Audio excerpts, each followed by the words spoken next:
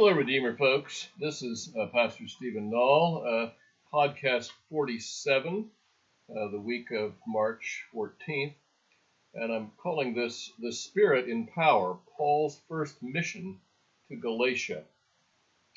As we turn in our sermon series to Galatians chapter 3 this week, we find Paul rebuking the churches.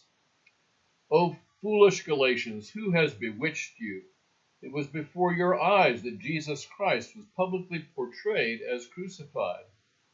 Let me ask you only this: did you receive the Spirit by the works of the law or by hearing with faith?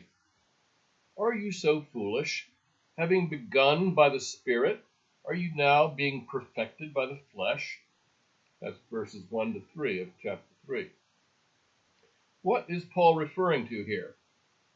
I think we can get a parallel view by reading Luke's account in the Acts of the Apostles, which begins with Jesus' promise, "You will receive power when the Holy Spirit comes upon you, and you will be my witnesses in Jerusalem and Samaria and to the end of the earth." Acts 1:8.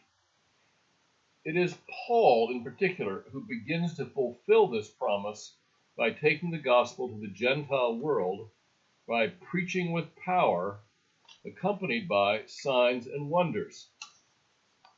The story begins in Acts chapter 13, where the Spirit, speaking through prophets in the church in Antioch, says, "Set apart for me Barnabas and Saul," that is Paul, "for the work to which I've called them."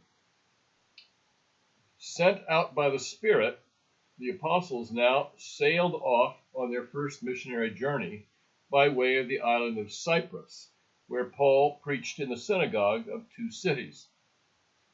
In one of them, he called down a curse upon a Jewish magician named Bar-Jesus, whose temporary blindness brought the Roman procurator to consider the truth of Paul's gospel.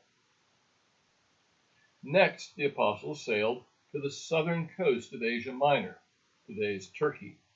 Having preached and been expelled from the synagogue of Perga, they proceeded inland to 4 towns in Galatia: Pisidian Antioch, that's not the Syrian Antioch where Paul's home base was, Pisidian Antioch, Iconium, Lystra, and Derbe.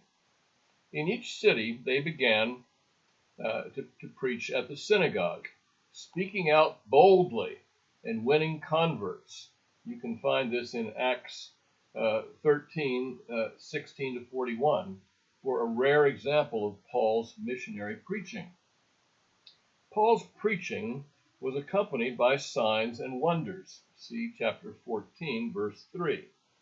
In Lystra, he healed a crippled man, which led the superstitious pagans to try to worship Barnabas as Zeus and Paul as Hermes, crying, "The gods have come down to us." That's chapter 14, verses 11 to 12. Now, the apostles' preaching got a mixed response. It says, "Many Jews and devout converts to Judaism followed Paul and Barnabas, who, as they spoke with him, urged them to continue in the grace of God." Note that the first Gentile believers were proselytes, that is, pagans who had come to accept the one God of Israel, but who remained on the periphery of the Jewish community. Many Jewish leaders, however, were offended by Paul and chased Paul and Barnabas out from city to city.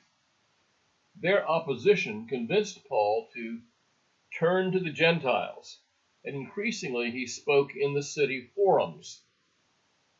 Finally, Paul and Barnabas returned through each town in Galatia, leaving behind a gathered church of both Jewish and Gentile believers.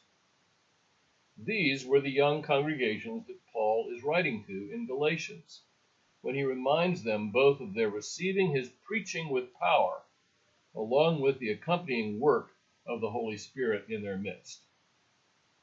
As a footnote, if anyone is interested in looking to Paul's ministry in more detail, I recommend a book by my colleague Peter Walker called In the Steps of St. Paul. Have a good week, friends.